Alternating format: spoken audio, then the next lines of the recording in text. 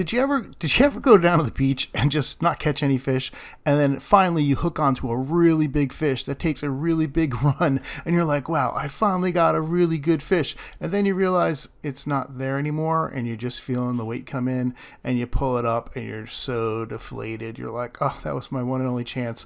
And then someone on the beach comes up to you because they feel bad for you, and they're like, you know what, you should try this Fish Gum OP bait soak. And I was like, all right, I'm going to give this a whirl. Thanks a bunch. Let's see what it does.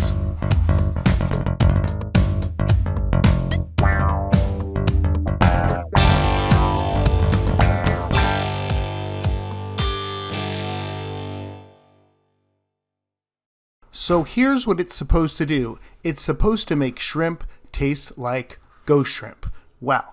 And you have to have a half pound of shrimp, and you have to cut it, and you have to drop it in the bag, and you have to shake it. So it's like shake and bake, but like for shrimp bait.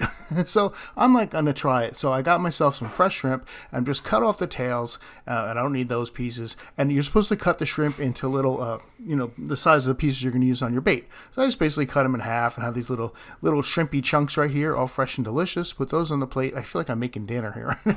Then I get the shake and bake out. I just like, all right, I'll just scoop this whole bag up and pour it in there, and let's see what happens. Now, the inside the bag is like a powder at first, and you're supposed to let it sit over at least an hour, it says, but I let it sit overnight. I think that's probably what you should do. But I put it in the bag. I gave it the old shake and bake. Oh, left some shrimp out. Hold on, let me get them in there. Okay, good.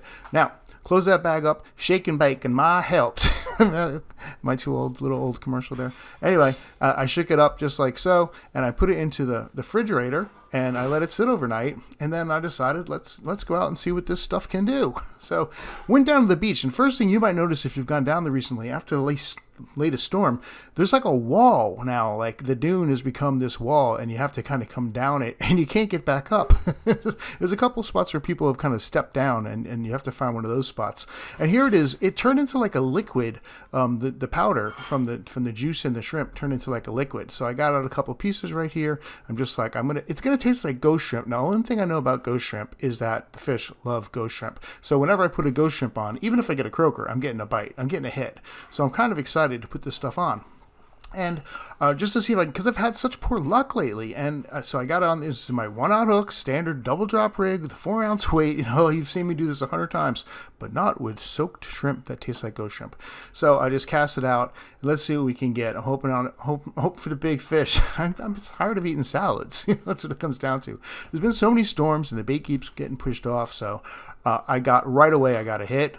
And I reeled it in, and I got myself a spot. And it was a decent spot. And I'm like, and my story about spot is I love spot, but I never catch a bunch of them. So I always get one, and I dropped him. You think he's a whiting?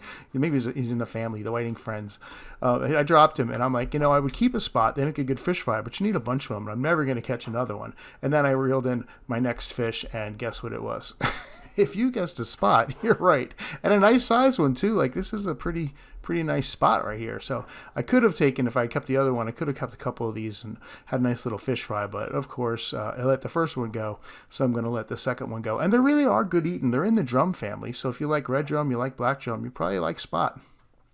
Then I caught my favorite fish in the surf again. I guess they come back in the fall. They're here in March, and then they go back into the backwaters, and I guess they come back in the fall here. But they're little. This is like I've caught a couple of these in the last video you saw them, but they're all very small. I need some big ones. And speaking of small, I also caught a pompano right after that. So I'm feeling like this OP soak is pretty good.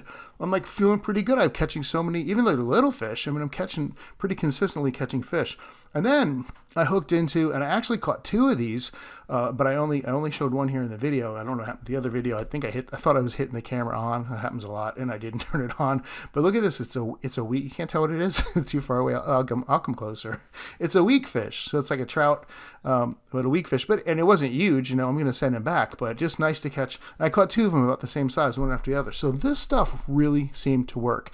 I was pretty excited about it. Even when I'm catching crappy fish like this pinfish and this croaker, I'm doubled up. So, I'm catching them. So I'm like, I ran out. I need some more. So I decided to go to Fish Gum.